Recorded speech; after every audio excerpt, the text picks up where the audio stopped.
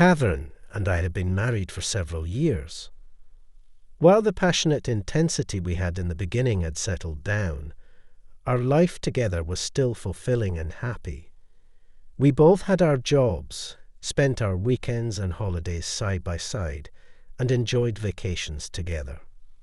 But there was one issue, a rather big one: our mother.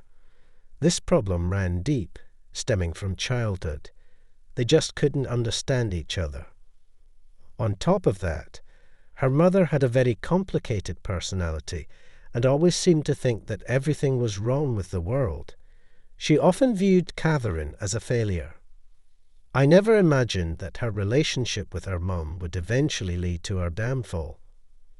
I'd only met her mother a couple of times, but Catherine would talk to her often, and every time, she'd end up in tears for days afterward.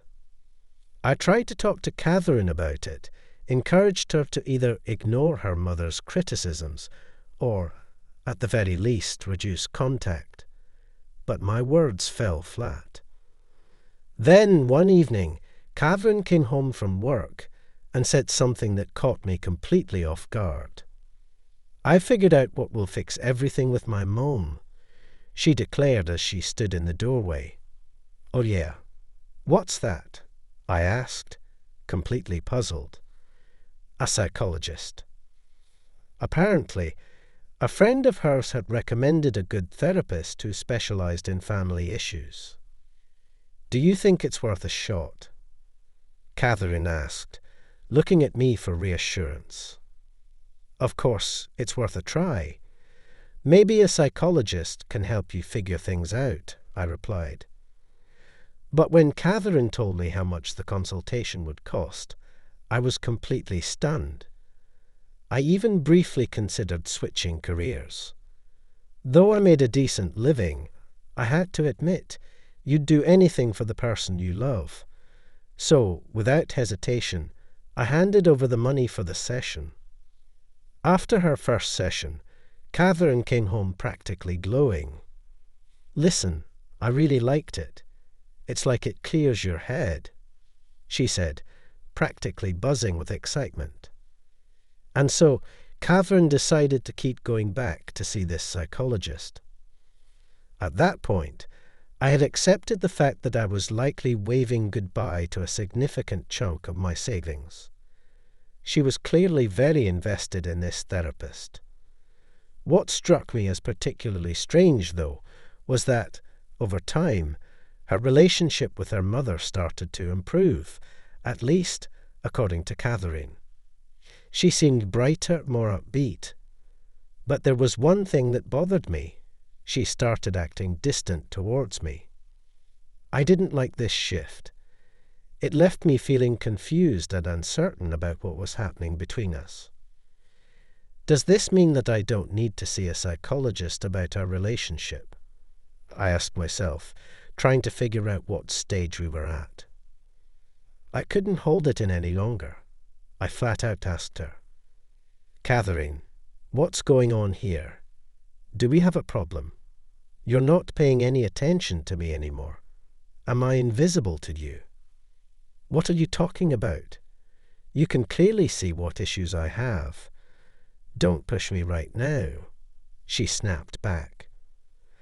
After hearing those words, I started questioning myself. Maybe I was being selfish. But everything clicked into place one day. Catherine called to say she'd be visiting her mother after work. I figured I'd swing by the mall and pick something up. It was a bit out of the way from where we lived, but since I had some free time, why not? As I approached the mall, I saw Catherine coming out of a restaurant, or was it a cafe, arm in arm with a guy. I froze, utterly shocked. Without thinking, I parked the car and rushed over to them. "What's going on here?" I blurted out. "Is this what you meant by going to see your mom, Catherine?" Catherine and her companion turned to face me, their expressions a mix of surprise and discomfort. Catherine, stunned, didn't know how to react. She just stood there, opening and closing her mouth like a fish out of water. But the guy with her? He shot me a glare that could freeze you in your tracks. Just then, a security guard from the restaurant approached, probably sensing the tension. Not wanting things to escalate with the cops, I quickly ushered Catherine towards the car. She fought me, but eventually she got in. When we arrived home, the floodgates opened. I was bombarded with everything she'd been bottling up. I couldn't shake the feeling she'd been thoroughly manipulated. Catherine didn't even attempt to explain herself. After she laid into me with all her grievances, she just packed her bags.